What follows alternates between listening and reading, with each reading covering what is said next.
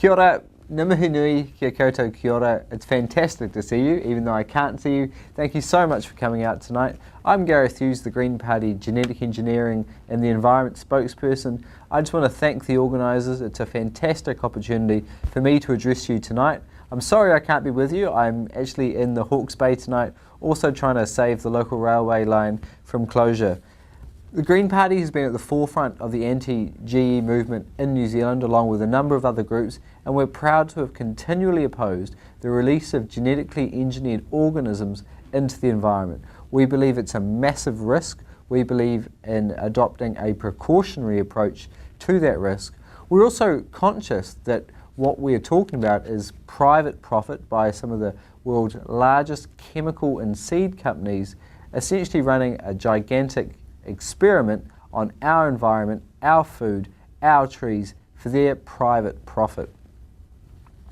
I want to thank the opportunity to talk about this in Rotorua.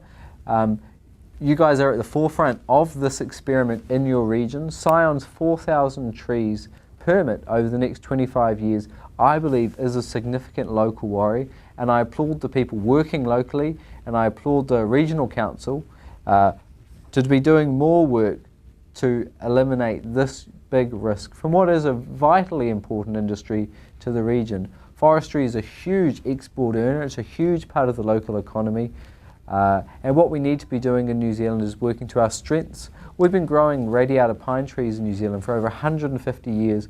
We are world experts at breeding techniques, we're world experts in cloning of the trees, we're world experts at taking traditional breeding methods and adopting modern scientific principles to make it work for us.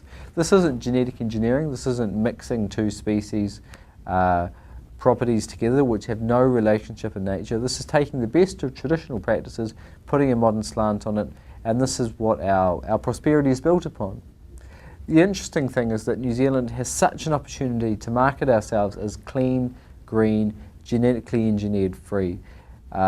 One of the worrying parts of this application is that these radiata pine trees will not be able to get Forestry Stewardship Council certification because they just don't allow genetically engineered trees to get FSC certification. Globally, FSC products quadrupled in its exports between 2005 and 2007. It's a fast growing part of the global marketplace which we're essentially eliminating ourselves as we go down what I believe is an unprofitable route.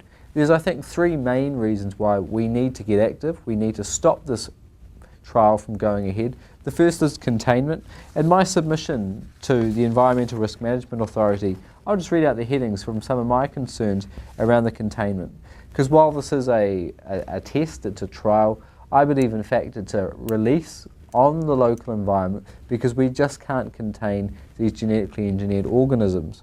I think it's unlikely Scion will be able to contain the pollen. I understand they originally said it would only travel around 300 centimetres. I know international reports show that pollen from pine trees can travel up to 600 kilometres. We know the pollen will travel great distances outside of the containment zone anyway. We're likely to see gene transfer with soil bacteria. I think it's impossible that Scion can guarantee the security of the facility from anti-GE protesters. We know this has happened in the past, that anti-GE protesters have broken into GE trials.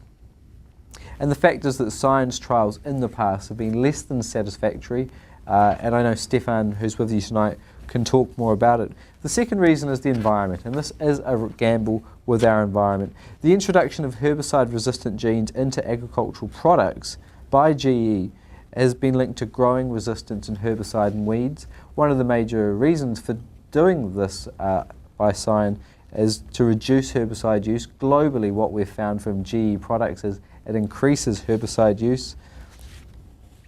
Scion has adopted the old traditional GE Industries line that they were solving world hunger by adapting that to 2011, saying these trees are going to tackle climate change. We don't need extra research using these techniques to increase our climate change gas sequestration through trees. Trees do a fantastic job of it already. This shouldn't be a reason. This is just a myth, I believe, and shouldn't have been part of their application. Lastly, it's bad economically. It just doesn't make sense when we miss out on Forestry Stewardship Council permits. It goes counter to our whole clean green brand.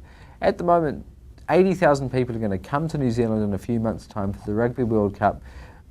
Our clean green brand is part of how we see ourselves, but also how we make our fortune in the world. It's been valued at approximately $20 billion. It's such a key part of our agricultural and tourism export industries. This really does put it at risk. We're known as clean, green, GE free. We need to keep it that way. Thank you so much for being here tonight. We'll keep up the fight. We'll keep supporting a GE free environment in New Zealand. We need to keep it in a lab where it can't be released, where it's totally contained, where it won't risk the environment and where it won't risk our clean green brand. Kia ora.